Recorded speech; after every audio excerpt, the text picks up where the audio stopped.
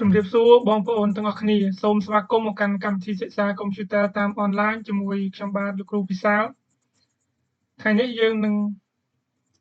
ចាប់ផ្ដើមរៀនមេរៀនទី1នៅក្នុងកម្មវិធី Microsoft Word អញ្ចឹងមេរៀនទី1គឺយើងនឹងសិក្សាអំពីការប្រើប្រាស់ Text Selection អញ្ចឹងហេតុអ្វីបានយើងត្រូវការប្រើប្រាស់ Text Selection អញ្ចឹងគ្រប់សកម្មភាពទាំងអស់ដែលយើងចង់ដាក់ចង់ប្រើប្រាស់នៅក្នុងឯកសាររបស់យើងគឺភាគច្រើនត្រូវការ select វាមុនសិនឧទាហរណ៍ដូចជាយើងចង់ copy ឬក៏យើងចង់កាត់ឯកសារឬក៏ពាក្យណាមួយចេញគឺយើងត្រូវការ select វាសិនឬក៏យើងចង់ដាក់ format ណាមួយដូចជាយើងចង់ដាក់អក្សរដិតឬក៏អក្សរត្រេត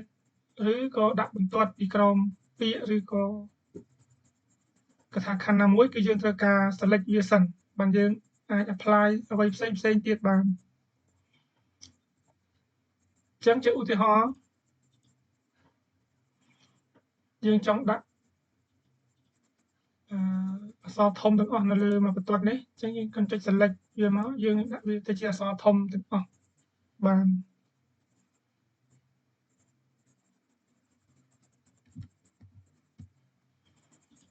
អញ្ចឹងយើងនឹងរៀនចំណុចមួយចំនួនដើម្បីយើងអាច select អញ្ចឹងចំណុចទី1យើងនឹងសិក្សាជាមួយគ្នាគឺការ select ពាក្យមួយឬក៏ selecting a single word អញ្ចឹងដើម្បី select ពាក្យមួយទី1យើងប្រើវិធីជាធម្មតាដែលគេប្រើទូទៅឬក៏អ្នកភាគច្រើនគេប្រើគឺយើងសង្កត់មកឆ្វេងជាប់នៅខាងដើមនៃពាក្យហើយអូសវាទៅស្ដាំអញ្ចឹងបើយើងចង់ select មួយពាក្យគឺយើងចុចជាប់មកយើងអូសមកពាក្យទៅយើងចង់ select មកបន្ទាត់ជាងអូសមករហូតដល់កន្លែងណាដែលយើងចង់ឈប់ select វាអញ្ចឹងនេះគឺជាការ select ពាក្យមួយឬក៏បន្ទាត់នេះតែបើសិនជាយើងចង់ select តែមួយពាក្យយើងគ្រាន់តែដាក់ម៉ៅនៅកន្លែងណាមួយនៃពាក្យនោះគ្រាន់តែចុច double click មកវាក៏ select មួយពាក្យឲ្យយើងផងដែរនេះឧទាហរណ៍ចុច double click ឬចុចមកឆ្វេង2ដងហ្នឹងវានឹង select មួយពាក្យឲ្យយើងអញ្ចឹងចំណុចទី2ការ select មួយបន្ទាត់អញ្ចឹងបើយើងចង់ select ឯកសារមួយបន្ទាត់យើងអាចធម្មតាយើងអាចដាក់មកឆ្វេងនៅដើមនៃបន្ទាត់ហើយយើងចុចវាឲ្យជាប់មកយើងអូសនេះគឺជាវិធីទូទៅដែលយើងតែងប្រើហ្នឹងគឺយើង select បានមួយបន្ទាត់ប៉ុន្តែបើយើងចង់លឿនគឺយើងដាក់មកឆ្វេងមកផ្នែកខាងឆ្វេងនៃបន្ទាត់ឲ្យវាចេញសញ្ញាព្រួញដូចនេះយើងគ្រាន់តែចុចមក click ទៅក៏វា select មកបន្ទាត់ហ្នឹងឲ្យយើងផងដែរចឹងតែឃើញនៅពេលយើង select ភ្លាមវានឹងលោតចេញប៊ូតុងមួយចំនួនដើម្បីយើង format វាយើងចង់ដាក់ទម្រង់ឲ្យផ្សេងឬយើងចង់ដាក់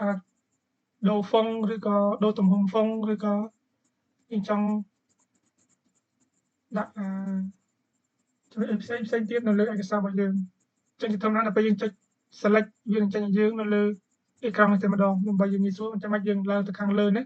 ដើម្បីផ្លាស់ប្ដូរទម្រង់របស់វាទេអូខេចំណុចទី3បើយើងចង់ select ឯកសារមួយកថាខណ្ឌឬក៏ selecting a paragraph ហ្នឹងអញ្ចឹងនេះគឺគេហៅមួយបន្ទាត់ទាំងអស់នេះគេហៅមួយកថាខណ្ឌឬក៏នេះមួយកថាខណ្ឌឬក៏មួយ paragraph នេះគឺមួយកថាខណ្ឌអញ្ចឹងយើងអាចយើងចង់ select មួយកថាខណ្ឌដូចគ្នាយើងគ្រាន់តែចុចមកឆ្វេងជាប់នៅដើមកថាខណ្ឌយើងអូសដល់ចុងកថាខណ្ឌទៅវា select មួយកថាខណ្ឌឲ្យយើង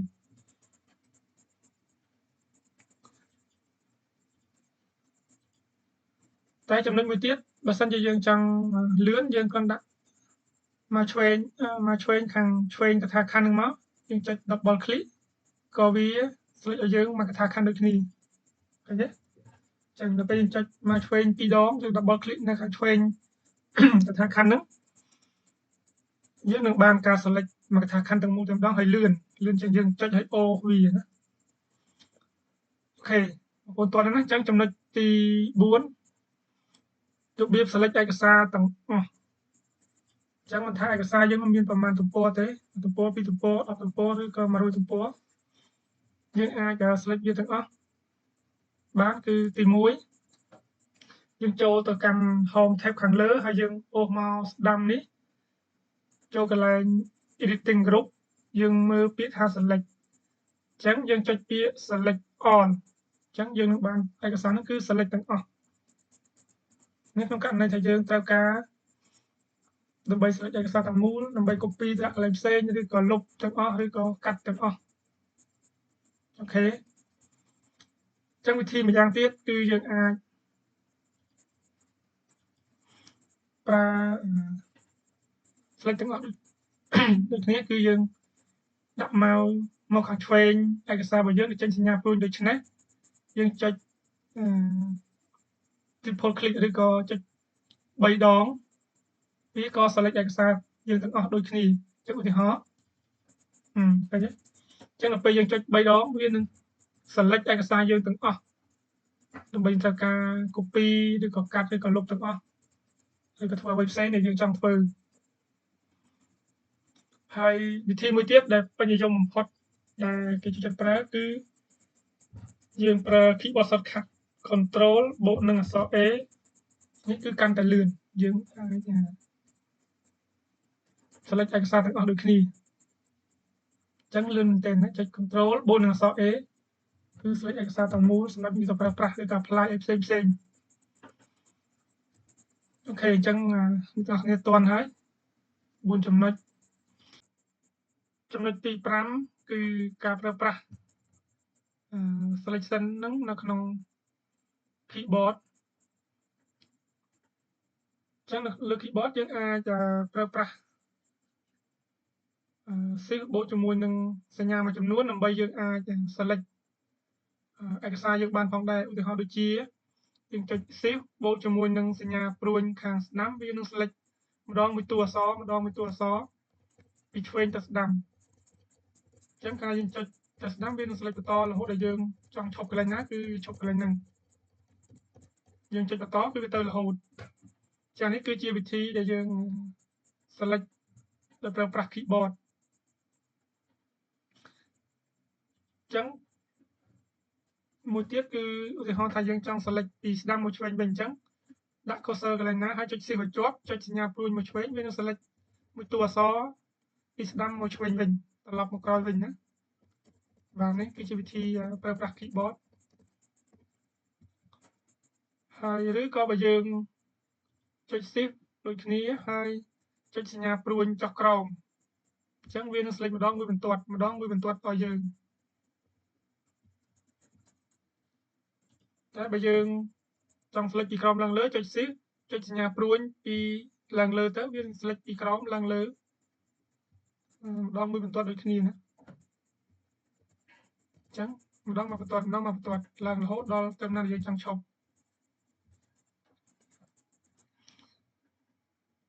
អូខេអញ្ចឹងចំណុចមួយទៀតគឺបើសិនជាយើងប្រើប្រាស់នៅលើ keyboard ផងដែរគឺយើងចុច shift បូកជាមួយនឹង page up ឬក៏ page down អញ្ចឹងបើយើងចង់ select មកអេក្រង់កុំព្យូទ័រដែលយើងមានឧទាហរណ៍ថានេះមកអេក្រង់នេះពីនេះមកដល់នេះគឺស្មើនឹងមួយអេក្រង់ដែលយើងមើលឃើញអញ្ចឹងយើងចុច shift បូកជាមួយនឹង page down មកវានឹង select មួយអេក្រង់ដែលយើងមើលឃើញអញ្ចឹងពីត្រឹមនេះមកដល់នេះអញ្ចឹងវាអត់ឆ្លងមកនេះឬក៏ខុសពីអេក្រង់ដែលយើងមើលឃើញទេ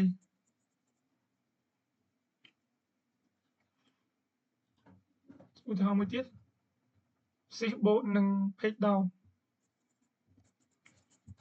អញ្ចឹងវា select បានតែមកដែលយើងមើលឃើញវាអត់ឆ្លងដល់ក្រោមទេអញ្ចឹងយើងមើលឃើញត្រឹមនេះ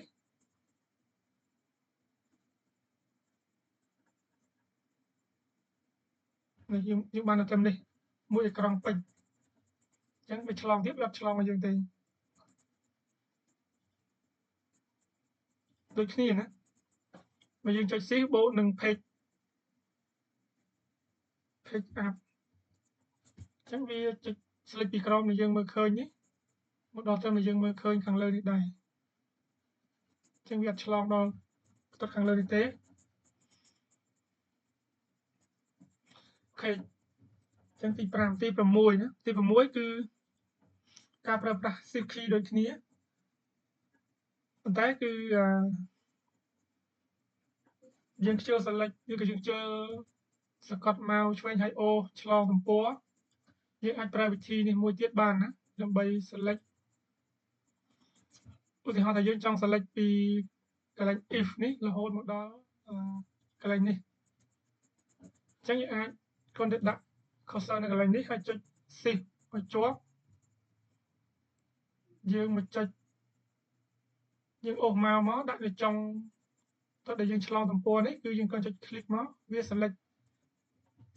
ឆ្លងទំព័រនេះឲ្យយើងដោយងាយស្រួលណានេះមិនមែនគ្រាន់តែយើងប្រើសម្រាប់select ឆ្លងទំព័រទេយើងចង់ select កន្លែងណាក៏បានដែរ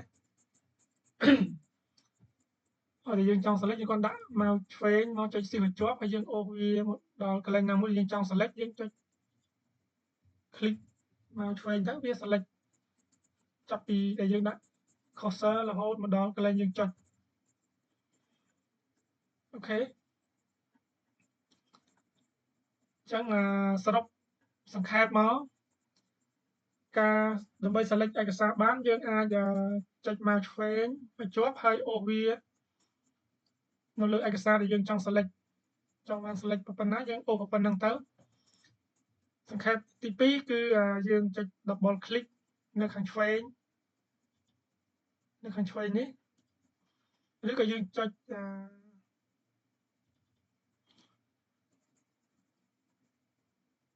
triple click យើងចុច3ដងយើងចុច double click វានឹង select មកកថាខណ្ឌបើយើងចុច3ដងឬក៏ triple click វានឹង select ទាំងអស់នេះហើយចំណុចសំខាន់មួយទៀតគឺការប្រើប្រាស់ keyboard shortcut ដូចខ្ញុំបានបញ្យល់ខាងលើហ្នឹងយើងអាចប្រើប្រាស់ keyboard shortcut បានដើម្បី select ឯកសាររបស់យើងដូចជា select ទាំងអស់ប្រើ Control A ជាដើម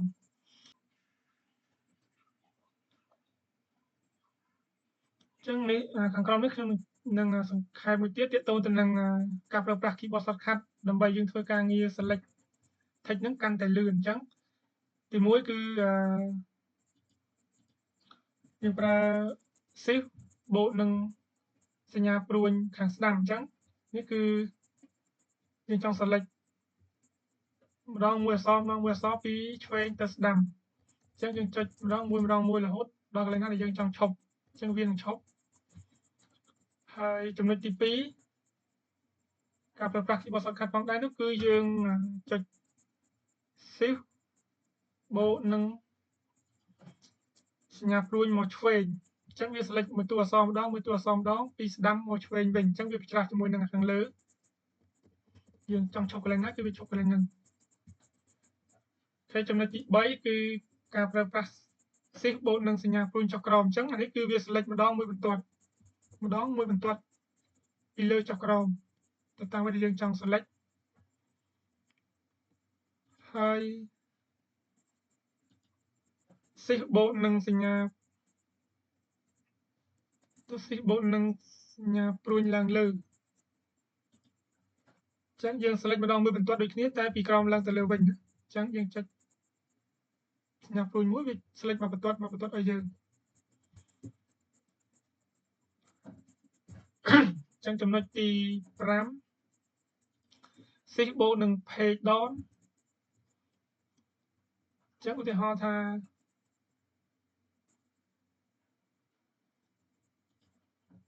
អានេះគឺយើងចុចវាដើម្បី select មកអេក្រង់កុំព្យូទ័រដែលយើងមើលឃើញអញ្ចឹងយើងចុច shift បូកនឹង page down គឺវា select មួយអេក្រង់កុំព្យូទ័រដែលយើងមើលបានអញ្ចឹងវាអត់ឆ្លងដល់ បន្ទាត់ខាងក្រោមនេះទេវាស្លេចតែត្រឹមនេះយើងចាប់យើងចុចដាក់ cursor ដំបូងនេះមកវា select មកដល់ក្រោមដែលយើងមើលបានវាអត់ឆ្លងដល់បន្ទាត់ខាងក្រោមនេះទេហើយមួយទៀតគឺ shift បូកនឹង page up អញ្ចឹងយើងដាក់ cursor កន្លែងណាគឺវា select មកអេក្រង់ឡើងទៅលើវិញអញ្ចឹងនេះឃើញវាអត់ឆ្លងដល់បន្ទាត់ខាងលើនេះទេចាប់ពីមកអេក្រង់ហ្នឹងទៅលើវិញ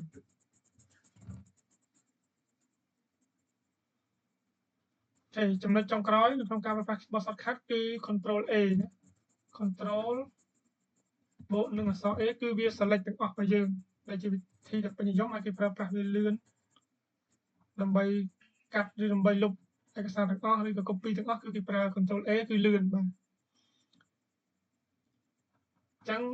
មេរៀនទី1របស់យើងគឺដល់ពេលបញ្ចប់ហើយការប្រើប្រាស់ Text Selection នៅក្នុងកម្មវិធី Microsoft Word អញ្ចឹងបងប្អូន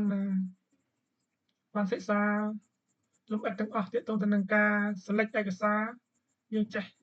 គ្រប់វិធីទាំងអស់ហើយអញ្ចឹងវីដេអូនេះមានតែប៉ុណ្្នឹងហើយសូមអរគុណសម្រាប់ការតាមដានទស្សនាហើយនឹងរៀនទាំងអស់គ្នាអញ្ចឹងសូមអរគុណសូមជម្រាបលា